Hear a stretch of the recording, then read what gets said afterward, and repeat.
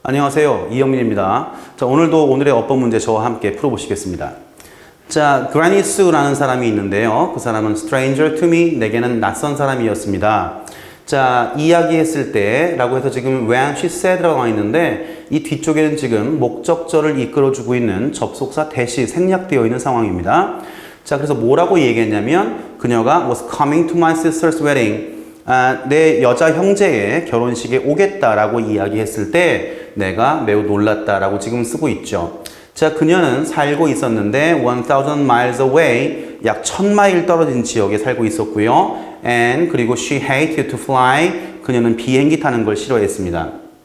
내가 그래서 그녀를 태우러 갔네요. 해서 pick up이라고 해서 pick up은 이제 여러 가지 의미가 있죠. 뭐 집어들다라는 뜻도 있고 또 지금 같은 경우는 차에 태우다라는 뜻도 있는데요. 또 선택하다라는 뜻도 있고 여러 가지 의미로 이용되는데 지금은 차로 태우다라고 하는 pick up을 지금 사용하고 있습니다.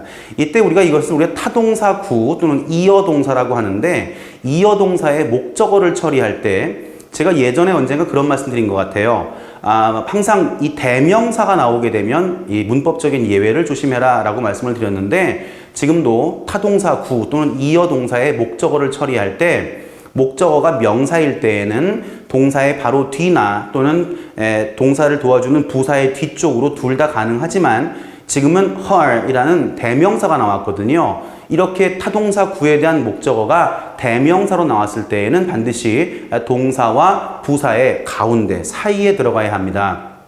얼마 전에 모 아이돌 그룹이죠. IOI라고 하는 여자 아이돌 그룹에서 불렀던 노래가 Pick Me Up이었죠. 지금도 보시면 pick up이라는 말에서 me라는 대명사가 목적으로 들어갔기 때문에 pick과 up 사이에 들어가서 pick me up 나왔던 거지 pick up me는 안 된다는 말씀입니다.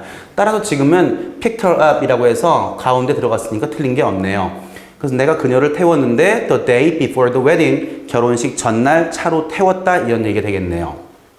At first glance, 처음 딱 봤을 때 나는 생각했어요. 그녀가 looked kind of boring. 그녀가 좀 지루해 보인다라고 지금 써주고 있습니다. 지금은 look 동사가 나왔는데 이 형식 지각 동사로서 이 형식 지각 동사의 경우에는 그 뒤쪽에 반드시 형용사 보호만 나와야겠습니다. 지금도 이제 kind of boring이라고 boring이 직접적인 보호가 되겠습니다. 좀 지루한 사람이지 않을까라고 생각을 했다라는 이야기네요.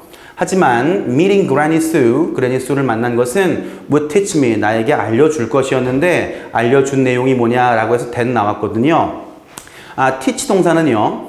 그냥 무언가를 가르친다라고 했을 때에는 3형식으로 이용이 되고 누구에게 무언가를 가르친다라고 할 때에는 4형식이 되겠고 목적어가 뭐뭐 하도록 가르치다라고 할 때는 5형식에 이용돼서 굉장히 광범위하게 3, 4, 5형식에 모두 이용하는 동사가 되겠습니다. 지금 같은 경우엔 나에게 가르친 것이고요. 내게 뒤에 있는 내용을 가르친 것이다 라고 해서 4형식으로 이용이 되었고 뒤쪽에 직접 목적어 역할의 문장을 이어줌으로써 접속사 that을 지금 배치하고 있는 상황이죠. 내게 가르친 내용이 뭐냐면 first impressions, 첫인상이라는 것들이 can be wrong, 틀릴 수 있다라는 사실을 알려주었다라고 지금 서술하고 있습니다. That first day, 그 바로 첫날, we sat in silence for hours. 우린 여러 시간 동안 조용히 앉아 있었던 것이죠.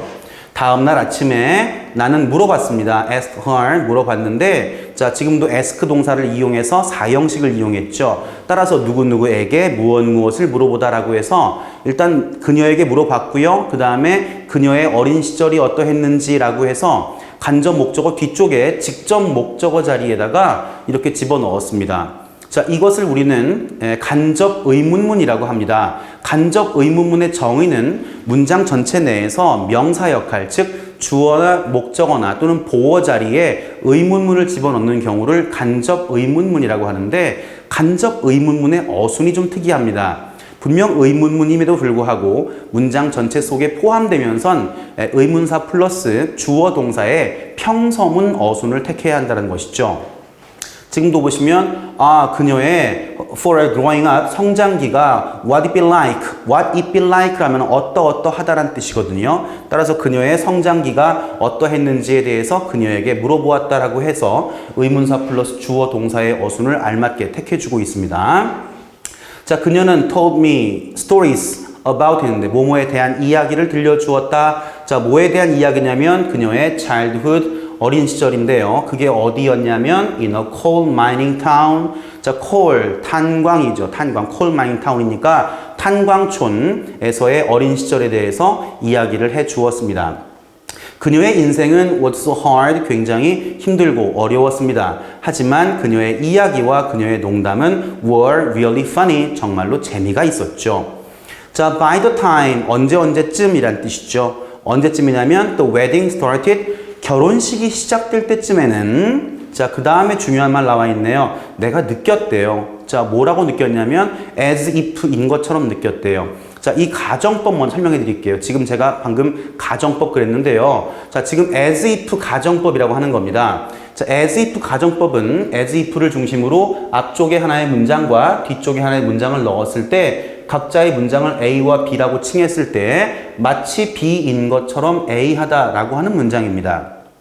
이때 조심할 점은 항상 가정법은 과거와 과거 완료의 싸움입니다. 지금도 보시면 자, 뭐 한다? A와 B의 내용상 시제를 비교한다라는 것이죠. A와 B의 내용상 시제를 비교했을 때 자, A와 B의 내용상 시제가 같으면 요 B 자리에다가 과거형 동사를 또한 A와 B의 내용상 시제가 다를 때에는 요 B 자리에다가 과거 완료, 즉 had 플러스 PP 형태를 집어넣어야 한다는 것이죠. 다시 원문제 보시면 자, 내가 느꼈다라는 것이죠. 느꼈다라는 부분 하고요. 어떻게 느꼈냐면 내가 이미 그녀의 모든 삶을 알고 있다. 자, 이렇게 지금 비교해주고 있습니다. 그럼 그녀의 삶을 안다라는 것은 내가 느낀 것보다 그 이전인 것처럼 우리가 지금 문장을 서술하고 있거든요.